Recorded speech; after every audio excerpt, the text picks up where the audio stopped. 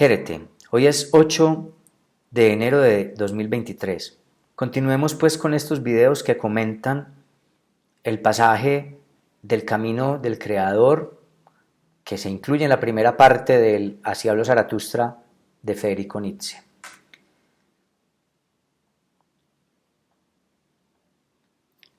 ¿Cuál es la valentía que debe tener el anacoreta? La valentía de enfrentarse a sí mismo en la soledad. Elegir la soledad es elegir encontrarse consigo, mirarse de frente sin los distractores que el rebaño propone, que la cultura propone, porque en últimas el rebaño es siempre un escape de sí. Nos ocupa, nos llena de deberes, nos propone y nos exige caminos, teleologías, virtudes, morales, y nos ocupa no solamente trabajando, sino diciéndonos qué desear, no en términos de objetos solamente, sino en términos de comportamientos, hacia dónde debemos tender, qué debemos perseguir, a qué debemos aspirar. Y en ese sentido, la cultura nos aleja del encuentro pavoroso de uno mismo o consigo mismo. Estar solo es no tener el pretexto de la distracción. Estar solo supone no tener a quien echarle la culpa y enfrentarse. Esa es la valentía. Porque la cobardía, en términos, pues, en estos términos, sería ocuparse en las conveniencias, en las valoraciones y en las utilidades de la cultura. El tema de la virtualización o hacer virtuosa la soledad es uno de los temas tradicionales de la filosofía occidental. Que por ejemplo sé que hoy algunas corrientes psicológicas desdeñan. La psicología a la que Nietzsche miraba con mucho recelo, porque sabía a los psicólogos de su tiempo como sacerdotes de su tiempo, los llamaba, creo que sacerdotes, algo así los llamaba.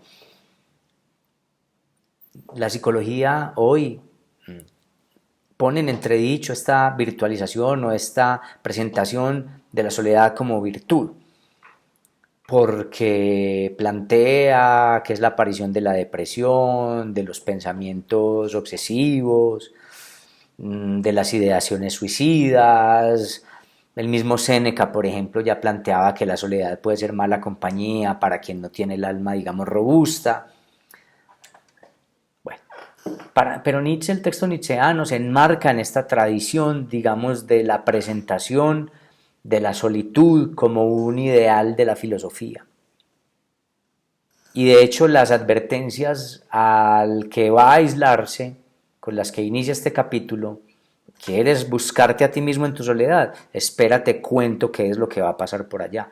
De algún modo también este texto se inicia diciendo ese camino no es necesariamente para todo el mundo, ese camino no es sencillo. Ese camino implica pavor, aquí lo mencionan como turbación. ¿Cuál es la responsabilidad de quien queda solo? Encontrarse.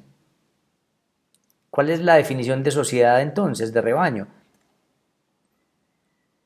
Extraviar al sujeto. Extraviar de sí. Eso es tema común, insisto, en la filosofía occidental. ¿Qué es lo que se encuentra el que quiere ser un creador? Que para poder crear se tiene que desprender de las certezas de la cultura. Y no solamente de las certezas de la cultura, como quien dice, esta es la democracia, esta es la educación, esta es la historia de la geología que me enseñaron, estos son los reinos de la naturaleza que me enseñaron, estos son los nuevos planetas o los viejos planetas que me enseñaron. No se trata solamente de la educación en términos de las taxonomías de la cultura, sino sobre todo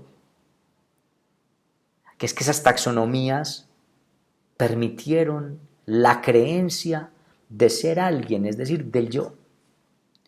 Aquello con lo que se tiene que enfrentar el sujeto, el creador, es primero que todo el yo que él ha construido es una una obsecuencia del deseo de la cultura. Y segundo, que ese yo que él ha considerado tan certero, esas creencias que ha considerado tan absolutas y tan ciertas, son un simulacro, son una farsa, son simplemente una creencia. ¿Qué es lo que tiene que hacer el sujeto para crear? Desbaratar lo que le fue entregado. Lo dijimos en el video anterior. Básicamente es un encuentro con la falsedad del yo, con el simulacro del yo, con el simulacro de la cultura que permite a los distintos yoes para ser creador de sí mismo. Y por eso Nietzsche llama al solitario creador de un propio Dios. Escuchen esto, dice: solitario, tú recorres el camino del creador. Con tus 7 demonios quieres crearte para ti un Dios. Hay que enfrentar los demonios y con esos demonios crear un Dios para sí. Pero cuando yo siento que hay un pequeño juego entre el camino del creador es el camino de Dios. ¿En qué sentido? Pues en que se supone que el Dios o los dioses han creado el mundo, y yo creo que es que el camino del creador es el camino del buscar la divinidad. Yo no hablo de esto en términos metafísicos de las religiones, sino en términos, por ejemplo, como lo había entendido el Quijote de la Mancha cuando habla con el caballero del verde gabán y hace una loa de la poesía y por ahí termina diciendo: Deus intus est. Dios es una cosa interna. ¿Y en qué sentido una cosa interna? Algo que permite crear. Y muy teso que estudiara el Quijote hablando de la poesía, pero eso es otro texto. El camino del creador es ser creador de sí mismo, Dios de sí mismo, forjador de sí mismo, luchador de sí mismo, un héroe mortal, un héroe que se sabe mortal y justamente por eso le urge solucionar ese malestar. No va a tener toda la vida para quedarse con ese dolor, con ese malestar. El verdadero Dios es el que muere, pero no en términos cristianos para resucitar, sino el que muere a la cultura. Es el Dios en la vida, no el Dios para una próxima vida. Era un tema que tanto le molestaba a Nietzsche. El rebajamiento de la vida prometiendo vidas ulteriores, nirvanas, paraísos, etc. No hay sino esta vida y por eso al mortal le urge solucionar ese malestar. Porque si uno fuera inmortal, ese malestar podría ser sobrellevado por toda la eternidad, no habría afán de solucionarlo. Hoy o mañana serían lo mismo. Pero para el mortal que sabe que la clepsidra se le vacía, le urge solucionar su malestar. Ser Dios para sí mismo, crearse a sí mismo para luego vivir sabiendo que se va a morir en algún momento. Y para eso hay que reprocharse todo lo que se hubo creído, todo lo que se hubo creado en esas creencias de la cultura. Y viene una definición del amor. Nietzsche plantea, o el Zaratustra plantea que una definición del amor. El amante quiere crear porque desprecia. Usualmente se habla de amor en términos de valoración, de admiración, de una forja, de un ideal, de una imagen, pero Nietzsche plantea el amor como un desprecio, lo plantea de otro modo, no en la manera de embellecimiento del otro, sino como un desprecio. ¿Cómo interpreto yo esta definición de amor de Nietzsche? El creador quiere añadir. El creador quiere poner algo que no había. En este caso, poner un yo, un sí mismo que no existía, destruyendo lo que había. El amante, tal como se entiende en este texto, desprecia, es porque lo que hay le ha permitido todo lo que es, pero él desea poner una cosa que no hay, su propio deseo de ser otra cosa. Entonces tiene que despreciar la cultura, se tiene que reducir a cenizas, tiene que luchar con sus propios demonios. Esto es una iluminación mística, o Jung lo llamaría un camino del héroe. No me interesan pues esas otras categorías. Hay una especie de iluminación de las posibilidades de la vida humana.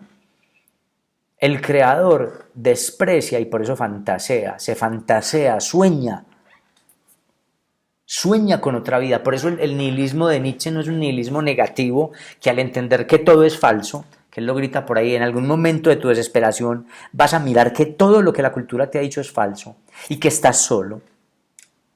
Es el peor momento, el momento de mayor angustia. Entender que todo es falso, entender que se está verdaderamente solo y que ya no hay retorno. La cultura ya te detesta, ya te ha castigado o te busca para punirte.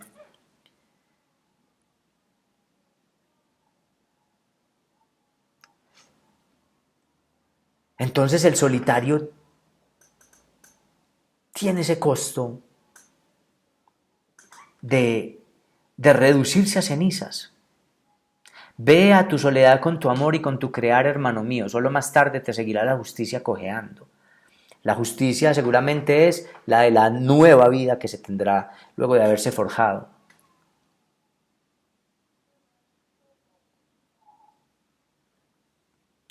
El amor fantasea un nuevo mundo, es decir, un nuevo yo. No un nuevo mundo para imponérselo a los demás, sino un nuevo mundo quiere decir un nuevo yo que me permitirá vivir de otro modo y hacerme un nuevo mundo.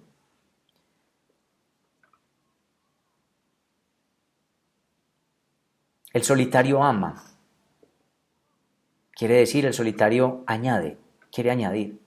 Para añadir hay que abrir campo a lo que se ha ofrecido como única posibilidad. El creador es un niño que le demuestra a la cultura que uno no tiene por qué someterse a las morales a sus morales o a las morales culturales y propone otras para sí mismo. Eso desajusta al amo del momento porque hace que los demás se percaten de que puede haber tantos mundos posibles como sujetos pensantes. Y solamente después, como Zaratustra, puede irse a la sociedad a hablar.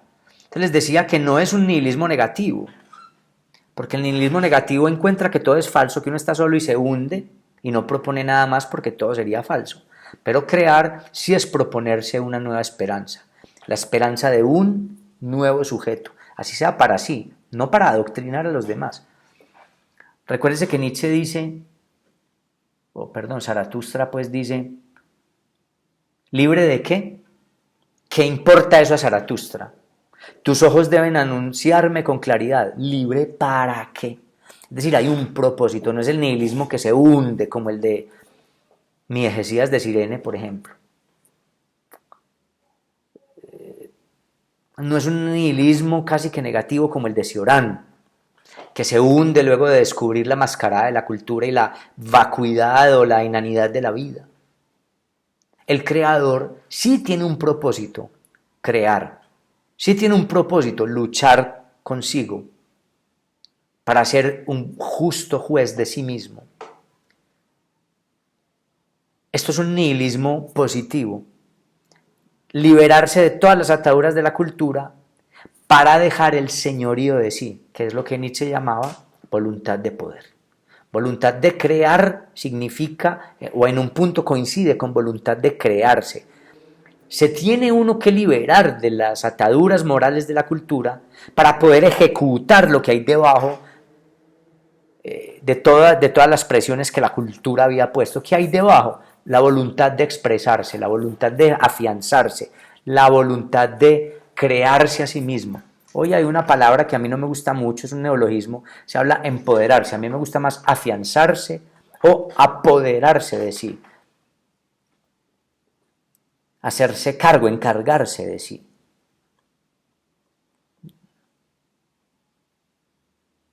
Por eso no es un nihilismo negativo, es un nihilismo positivo. Descubrir que todo es falso, descubrir que se está solo, es haberle agradecido con desprecio, con un desprecio creativo, con la definición de amor que este texto propone, agradecerle a la cultura. Porque el único modo de ser alguien es haberse enceguecido con el sentido y la esperanza de la cultura, para luego, puesto que no somos más que seres del lenguaje, proponer una esperanza. Esperanza no doctrinaria, sino esperanza de expresión. El creador solo quiere crear Y ese crear coincide con crearse. Por eso no, la definición de creador no es la de productor de objetos. No vemos que Zaratustra, que profesa esta creación, ande produciendo cuadros, novelas. Puede que sí, que el sujeto termine produciendo música, cuadros, es decir, termina en el arte, pero es que Zaratustra no está en la industria cultural. Zaratustra no está proponiendo una factoría artística de producción de objetos, como dirían los teóricos de la de Frankfurt, de la escuela de Frankfurt. Aquí se trata de un asunto ético, estético, como diría Foucault, que leyó mucho a Nietzsche, ¿cierto? Aquí crear coincide con crearse. Entonces no se trata de volverse artista para generar 10 álbumes de música o volverse un artista que pare cuadros, ¿cierto? Como pariendo salchichas pues en una factoría o generando salchichas en una factoría. No, aquí crear coincide con crearse, con un desasirse de algo de los otros, para enfrentarse consigo. Entonces cuando Nietzsche dice libre, ¿para qué?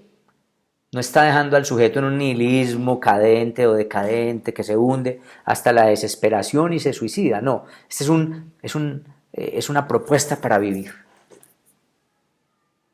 Y por eso Nietzsche es propositivo, Nietzsche es esperanzado.